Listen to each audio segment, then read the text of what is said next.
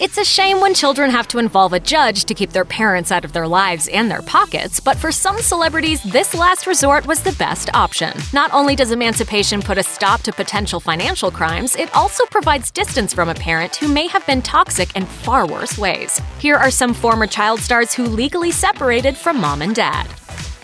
Winter's discontent. Ariel Winter plays Alex Dunphy, the extremely intelligent middle child of a traditional two-parent nuclear family on the hit ABC sitcom Modern Family. But in real life, her family's situation has been less rock-solid and no laughing matter. Winter's saga started in 2012 when officials from Child and Family Services removed the then 14-year-old from the home of her mother, Chrysula Workman, following allegations of physical and emotional abuse. Winter went to live with her sister, Chanel Gray, who was named permanent guardian for the then 16-year-old actress in May 2014. The sisters apparently got along great. Nevertheless, an increasingly mature and wealthy Winter filed to be completely free of the domestic influence of others and was officially emancipated at the age of 17. I don't really talk about the reason that I don't speak to my mother. It's kind of been publicized, but the reason I don't really share that is because I want to give her the same respect that she didn't give to me. The Clash of the Culkins.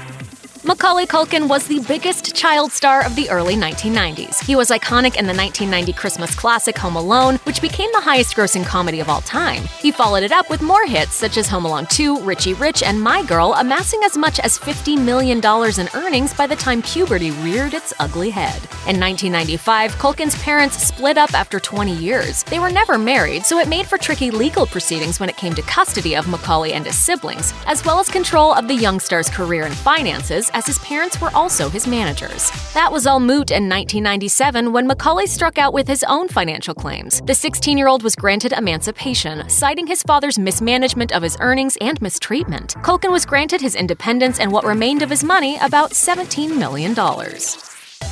Feldman's farewell.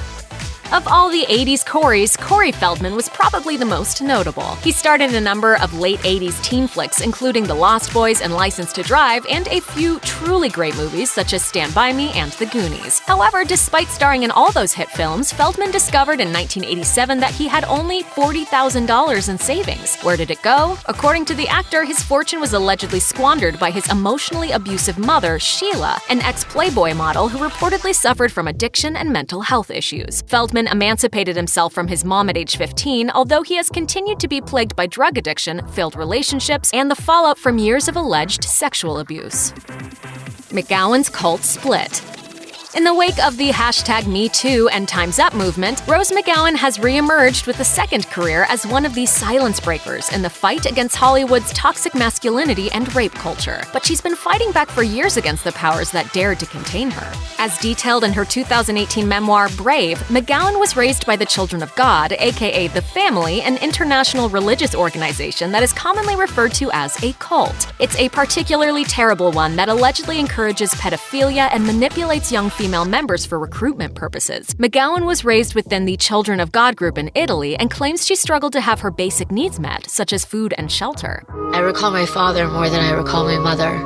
During that period, I do remember a lot of different hands and a lot of legs. McGowan said her family moved to the United States when she was older, which is when her father allegedly grew verbally abusive and her mother grew absent. So at age 15, McGowan legally emancipated herself from her parents. Malone on her own.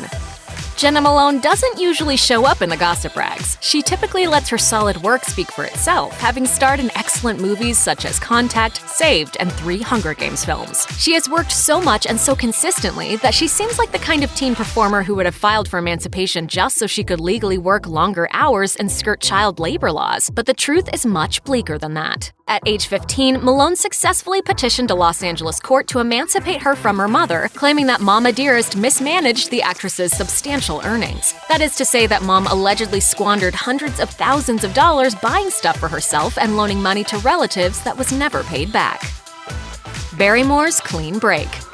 We've had Drew Barrymore around for so long that it's easy to forget that she was also a child star. She played the adorable Gertie in E.T. the Extraterrestrial and the not-so-adorable Charlie in Firestarter. She came from a long line of entertainment Barrymores, a venerable family that produced 4 generations of stage and screen talent, including Lionel and Ethel Barrymore. But a famous family tree doesn't always make for a stable family line. Drew's father, John Barrymore, was apparently of the absentee variety, leaving his little girl in the care of her mother, wild child Jade Barrymore, who allegedly squandered her daughter's earnings and took her to Studio 54 when she was a child. All of that left Drew flailing. As detailed in her almost unbelievable memoir, Little Girl Lost, Drew was so addicted to booze, drugs, and partying that she'd already been to rehab twice by the age of 13.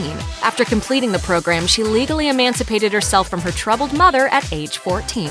Walking away from my mom and shaking hands and saying we need to emancipate, those were just the facts. That was where our journey had led us to, and we were actually okay.